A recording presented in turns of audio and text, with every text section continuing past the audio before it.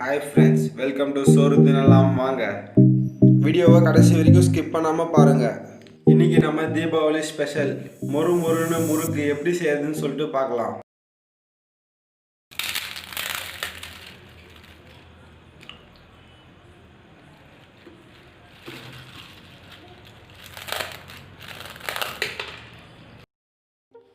நம்ம சேனலில் புதுசாக பார்க்குறவங்க சப்ஸ்கிரைப் பண்ணிக்கோங்க, மறக்காமல் பெல் பட்டனையும் கிளிக் பண்ணிக்கோங்க.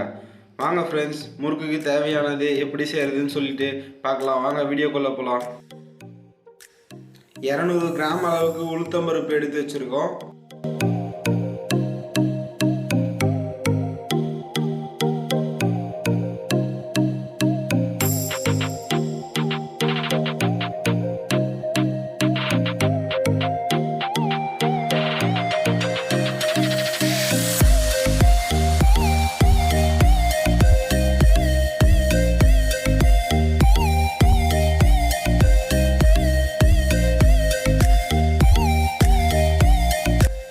உளுத்தம்பருப்பு இந்த அளவுக்கு வறுத்து இருக்கணும். இதுதான் கரெக்டான ஸ்டேஜ். இப்போ நம்ம ஸ்டவ்வை ஆஃப் பண்ணிக்கலாம். அடுத்தது மிளகா, உங்களுக்கு தேவையான அளவுக்கு காரம் சேர்த்துக்கோங்க. அதுக்கு தகுந்த மாதிரி மிளகாவை ஆட் பண்ணிவிட்டு அதையும் வறுத்து எடுத்துக்கலாம்.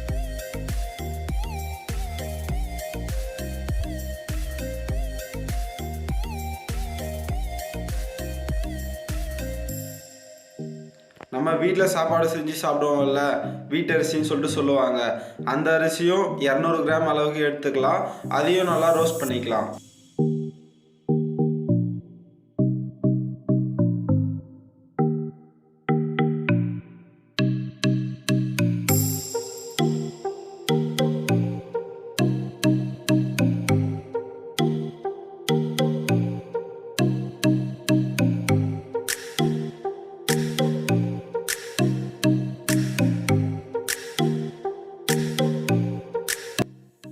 நம்ம வறுத்துருக்கிற எல்லாமே இந்த அளவுக்கு கலர் கண்டிப்பாக சேஞ்ச் ஆகிருக்கணும். பைத்தியம் பருப்பு 200 கிராம் எடுத்துக்கலாம். இதையும் நல்லா ரோஸ்ட் பண்ணிக்கலாம்.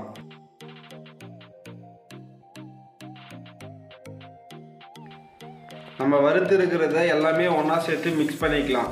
நான் 2 கிலோ பச்சரிசிக்கு தேவையான மசாலாவை ரெடி பண்ணியிருக்கேன். இப்போது இதில் 2 கிலோ அளவுக்கு பச்சரிசியை ஆட் பண்ணிக்கலாம். பச்சரிசி நல்லா ஊறிட்ட பிறகு காய வச்சு இருக்கணும்.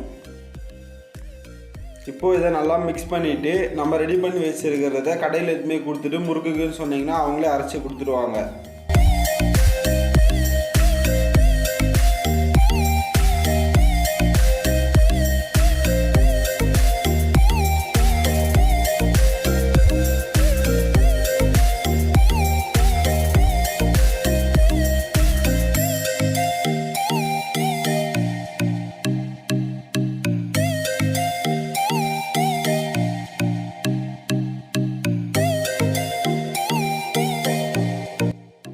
இப்போது அரைச்சி வச்சுருக்கிற மாவை எடுத்துக்கலாம். அதை எப்படி பேசணும்னு சொல்லிட்டு காமிக்கிறேன். தண்ணி ஹாட் வாட்டர் தான் யூஸ் பண்ணுறதுனால நான் சுடுதண்ணி வச்சுருக்கேன். இந்த சுடுதண்ணிலே பார்த்தீங்கன்னா சால்ட் ஆட் பண்ணிக்கலாம். தண்ணி நல்லா கொதி வந்த பிறகு மாவை பேசிய தொடங்கலாம். முறுக்குக்கு சோடா மாவை ஆட் பண்ணக்கூடாது.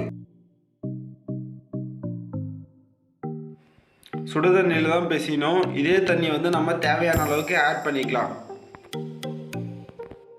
தண்ணி பத்தலைனா கூட பரவாயில்ல, வெயிட் பண்ணி ஹாட் வாட்டரை மறுபடியும் காய வச்சு கூட யூஸ் பண்ணுங்கள். கோல்டு வாட்டரை ஆட் பண்ணாதீங்க. ஓமம் எடுத்துக்கலாம். இந்த அளவுக்கு நல்லா நசுக்கி இதில் ஆட் பண்ணிக்கணும்.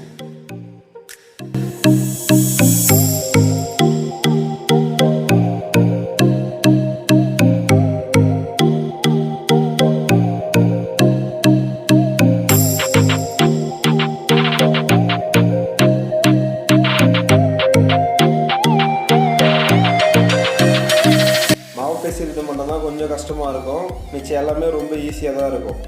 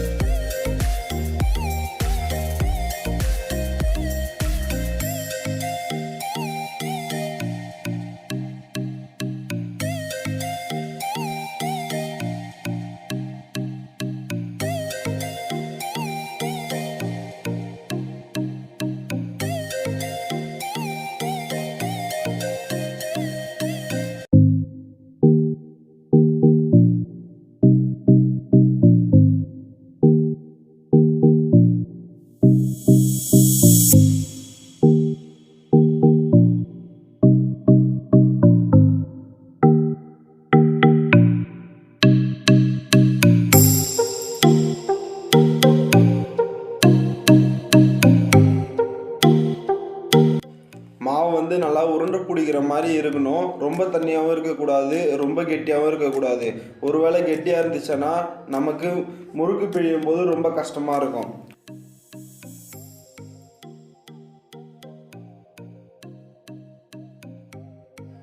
இப்போ கடாய் நல்லா ஹீட் ஆகிடுச்சு, எண்ணெயை ஊற்றிக்கலாம். எண்ணெய் ஒரு பக்கம் காஞ்சிட்டே இருக்கணும். வாங்க நம்ம முறுக்கு எப்படி பிழியுதுன்னு சொல்லிட்டு பார்க்கலாம். முறுக்கு பிழியும் போது கரண்டியில் லைட்டாக ஆயில் ஆட் பண்ணிக்கலாம்.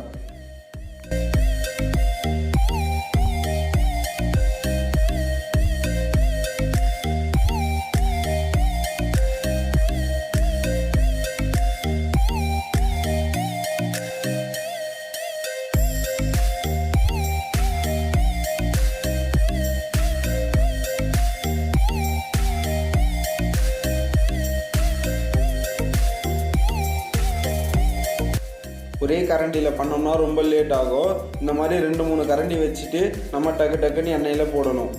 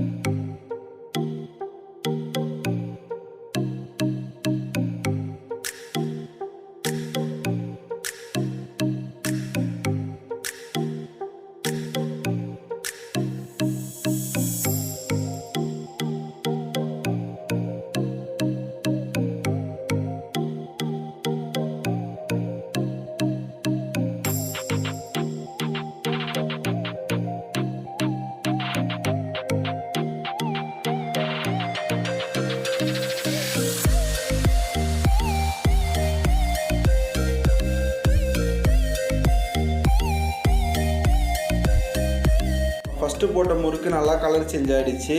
வாங்க அதை எடுக்கலாம், எப்படி இருக்குன்னு சொல்லிட்டு பார்க்கலாம்.